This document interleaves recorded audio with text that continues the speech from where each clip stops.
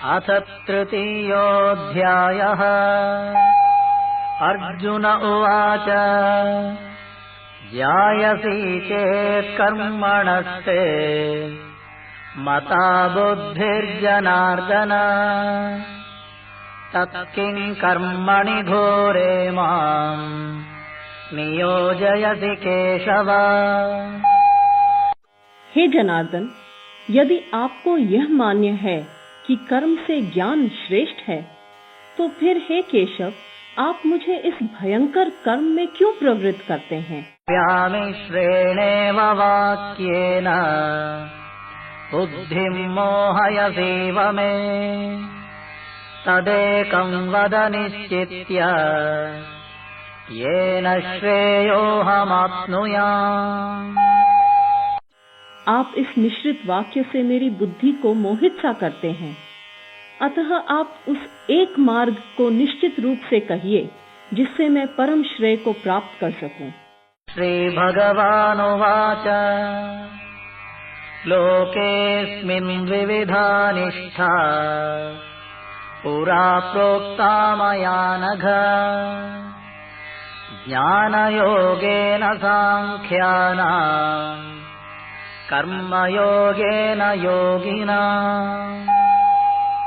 श्री भगवान ने कहा, हे निष्पाप अर्जुन, इस लोक में दो प्रकार की निष्ठा मेरे द्वारा पहले कही गई हैं, ज्ञानियों की ज्ञान योग से और योगियों की कर्म योग से। न कर्मणामनारम्भात् नैष्कर्म्यं पुरुषोऽश्नुते न च सन्न्यसनादेव सिद्धिं समधिगच्छति। कर्मों को न करने से मनुष्य नैष्कर्म्य को प्राप्त नहीं होता और न कर्मों के संन्यास से ही वह सिद्धि प्राप्त करता है। न हि कश्चित् क्षणमपि जातो तिष्ठत्य कर्म कृत कार्यते ह्यवशः कर्म सर्वः प्रकृतिजैर्गुणैः। कोई भी पुरुष कभी क्षण मात्र भी बिना कर्म किए नहीं रह सकता, क्योंकि प्रकृति से उत्पन्न गुणों के द्वारा अवश्य हुए सब पुरुषों से कर्म करवा लिया जाता है। कर्मेन्द्रियाणि संयम्य य आस्ते मनसा स्मरन् इन्द्रियार्थान् विमूढात्मा मिथ्याचारः स उच्यते।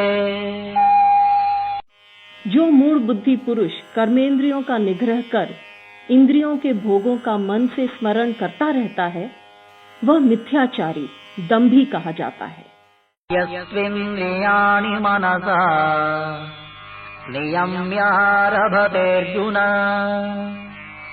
कर्मेन्द्रियैः कर्मयोगम् असक्तः स विशिष्यते। परंतु हे अर्जुन, जो पुरुष मन से इंद्रियों को वश में करके अनासक्त हुआ कर्म इंद्रियों से कर्मयोग का आचरण करता है, वह श्रेष्ठ है। नियतं कुरु कर्म त्वं कर्मज्ञायो ह्यकर्मणः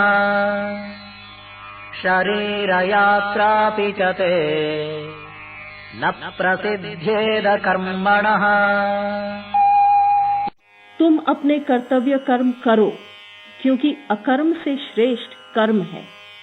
तुम्हारे अकर्म होने से तुम्हारा शरीर निर्वाह भी नहीं सिद्ध होगा।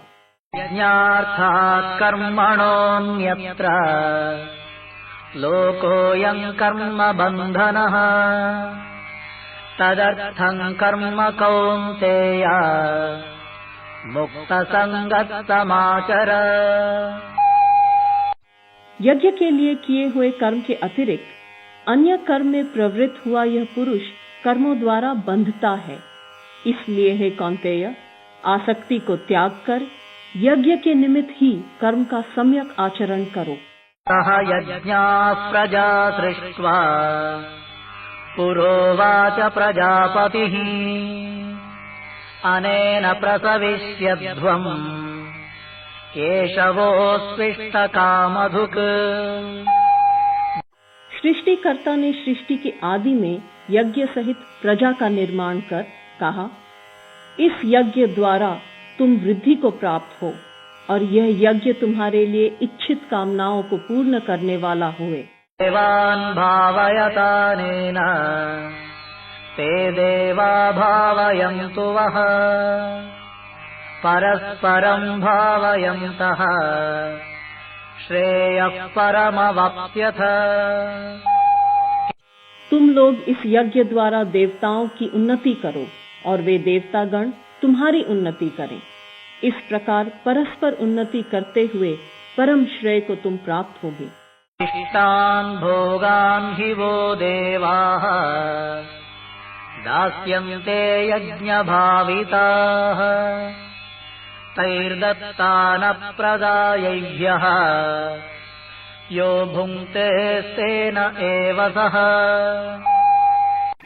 यज्ञ द्वारा पोषित देवतागण तुम्हें इष्ट भोग प्रदान करेंगे।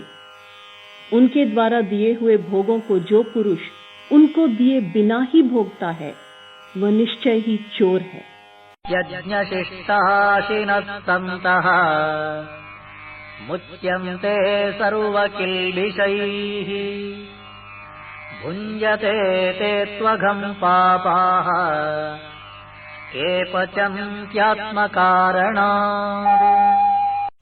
यज्ञ के अवशिष्ट अन्न को खाने वाले श्रेष्ठ पुरुष सब पापों से मुक्त हो जाते हैं, किंतु जो लोग केवल स्वयं के लिए ही पकाते हैं वे तो पापों को ही खाते हैं।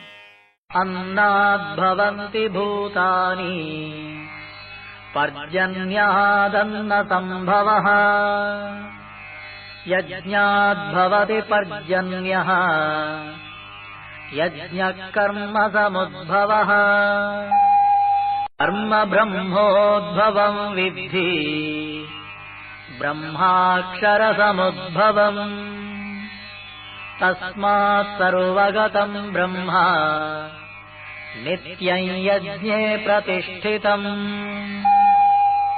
समस्त प्राणी अन्न से उत्पन्न होते हैं। अन्न की उत्पत्ति पर्जन्य से, पर्जन्य की उत्पत्ति यज्ञ से और यज्ञ कर्मों से उत्पन्न होता है। कर्म की उत्पत्ति ब्रह्मा जी से होती है और ब्रह्मा जी अक्षर तत्व से व्यक्त होते हैं। इसलिए सर्वव्यापी ब्रह्म सदा ही यज्ञ में प्रतिष्ठित है। एवं प्रवर्तितं चक्रम् नानुवर्तयते हयः अघायुरिन्द्रिया रामः मोघं पार्थ स जीवति। जो पुरुष यहाँ इस प्रकार प्रवर्तित हुए चक्र का अनुवर्तन नहीं करता हे पार्थ, इंद्रियों में रमने वाला वह पापायु पुरुष व्यर्थ ही जीता है। यस्वात्मरतिरेव स्यात् आत्मतृप्तश्च मानवः आत्मन्येव च सन्तुष्टः तस्य कार्यं न विद्यते। परंतु जो मनुष्य आत्मा में ही रमने वाला, आत्मा में ही तृप्त तथा आत्मा में ही संतुष्ट हो, उसके लिए कोई कर्तव्य नहीं रहता। नैव तस्य कृतेनार्थः न कृतेनेह कश्चन न चास्य सर्वभूतेषु कश्चिदर्थव्यपाश्रयः। इस जगत में उस पुरुष का कृत और अकृत से कोई प्रयोजन नहीं है और न वह किसी वस्तु के लिए भूत मात्र पर आश्रित होता है। तस्मादसक्तः सततम् कार्यं कर्म समाचर असक्तो ह्याचरन् कर्म परमाप्नोति पुरुषः। इसलिए तुम अनासक्त होकर सदैव कर्तव्य कर्म का सम्यक आचरण करो, क्योंकि अनासक्त पुरुष कर्म करता हुआ परमात्मा को प्राप्त होता है। कर्मणैव हि संसिद्धिम् आस्थितः जनकादयः लोकसङ्ग्रहमेवापि सम्पश्यन् कर्तुमर्हसि। जनक आदि ज्ञानी जन भी कर्म द्वारा ही संसिद्धि को प्राप्त हुए। लोक संग्रह, लोक रक्षण को भी देखते हुए तुम कर्म करने योग्य हो।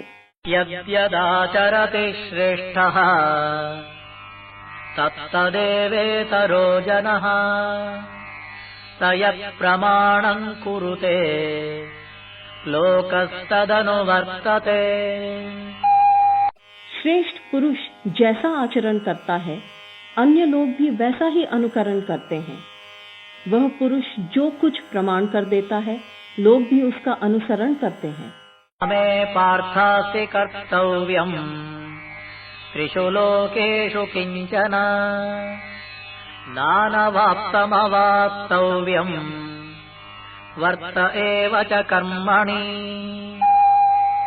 यद्यपि मुझे त्रैलोक्य में कुछ भी कर्तव्य नहीं है तथा किंचित भी प्राप्त होने योग्य वस्तु अप्राप्त नहीं है, तो भी मैं कर्म में ही बरतता हूँ।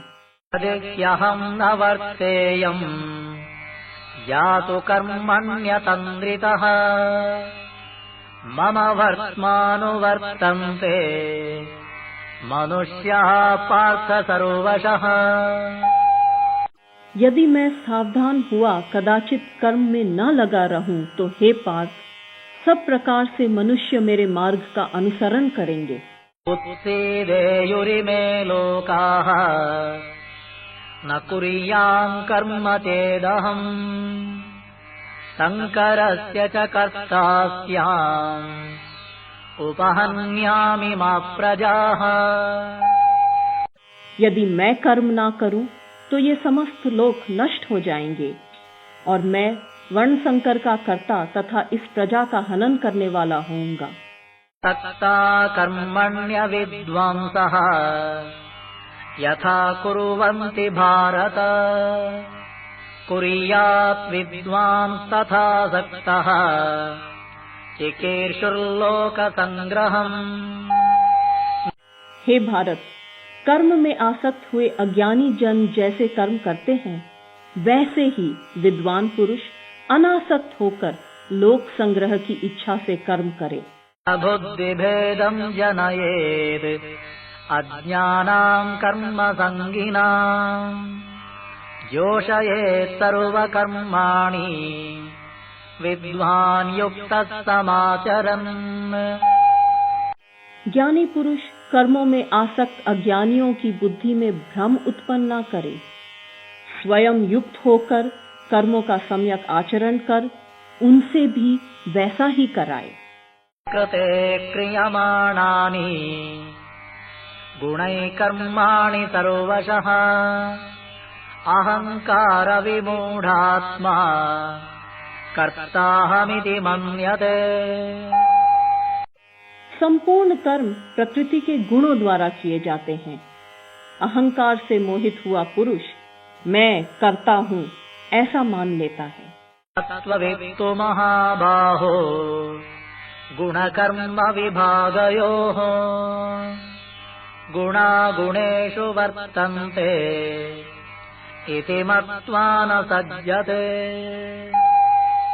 परंतु हे महाबाहो, गुण और कर्म के विभाग के सत्य को जानने वाला ज्ञानी पुरुष यह जानकर कि गुण गुणों में बरतते हैं, आसक्त नहीं होता।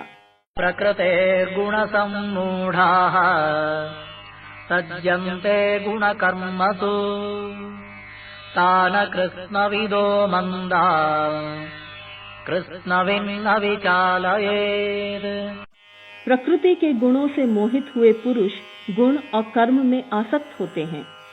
उन अपूर्ण ज्ञान वाले मंद बुद्धि पुरुषों को पूर्ण ज्ञान प्राप्त पुरुष विचलित न करें।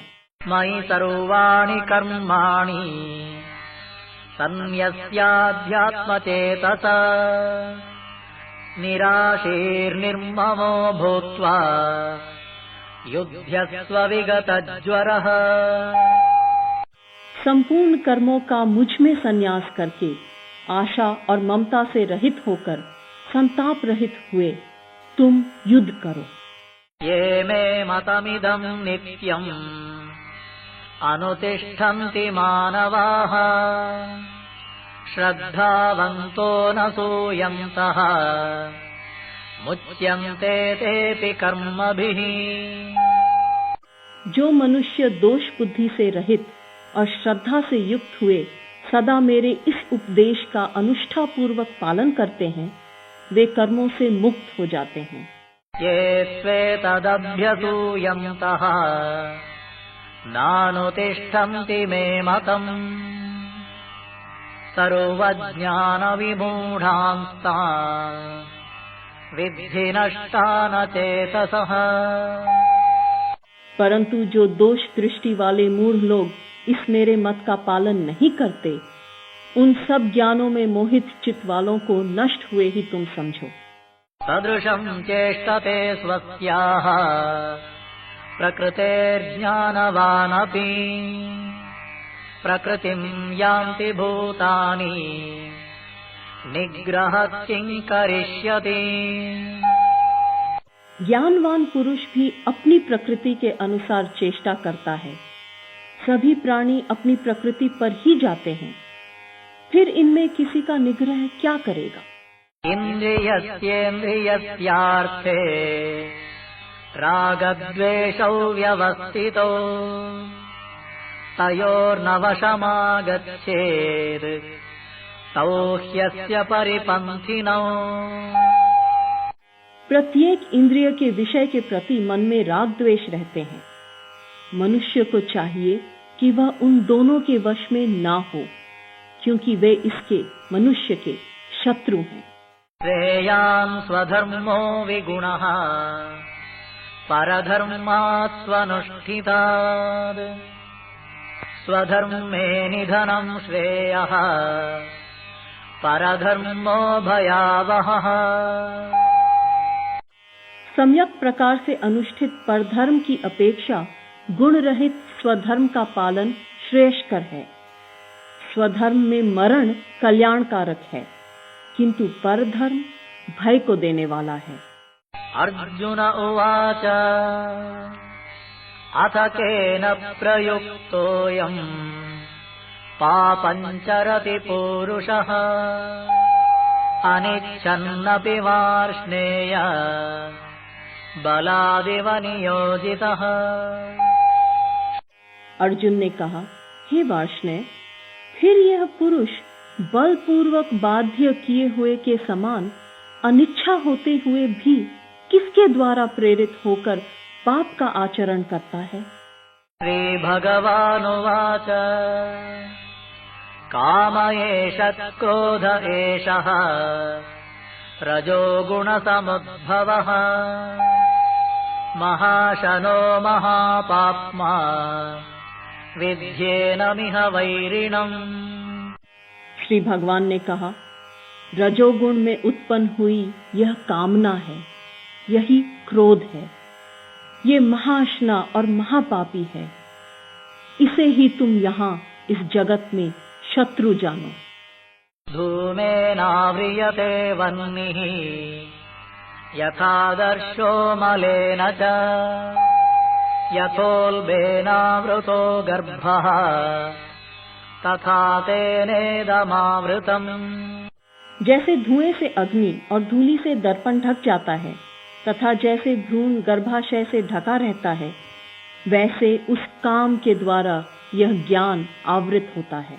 आवृतं ज्ञानमेतेन ज्ञानिनो नित्यवैरिणा कामरूपेण कौन्तेय दुष्पूरेणानलेन च। हे कौन्तेय, अग्नि के समान जिसको तृप्त करना कठिन है, ऐसे काम रूप ज्ञानी के इस नित्य शत्रु द्वारा ज्ञान आवृत है। इन्द्रियाणि मनो बुद्धिः अस्याधिष्ठानमुच्यते एतैर्विमोहयत्येषः ज्ञानमावृत्य देहिनम्। इंद्रियां, मन और बुद्धि इसके निवास स्थान कहे जाते हैं। यह काम इनके द्वारा ही ज्ञान को आच्छादित करके देही पुरुष को मोहित करता है। तस्मात् त्वमिन्द्रियाण्यादौ नियम्य भरतर्षभ पाप्मानं प्रजहिह्येनं ज्ञानविज्ञाननाशनम्। इसलिए है अर्जुन, तुम पहले इंद्रियों को वश में करके ज्ञान और विज्ञान के नाशक इस काम रूप पापी को नष्ट करो। इन्द्रियाणि पराण्याहुः इन्द्रियेभ्यः परं मनः मनसस्तु परा बुद्धिः यो बुद्धेः परतस्तु सः। शरीर से परे इंद्रियां कही जाती हैं, इंद्रियों से परे मन है और मन से परे बुद्धि है, और जो बुद्धि से भी परे है वह है आत्मा। एवं बुद्धेः परं बुद्ध्वा संस्तभ्यात्मानमात्मना जहि शत्रुं महाबाहो कामरूपं दुरासदम्। इस प्रकार बुद्धि से परे शुद्ध आत्मा को जानकर आत्मा के द्वारा आत्मा को वश में करके हे महाबाहो तुम इस दुर्जेय काम रूप शत्रु को मारो।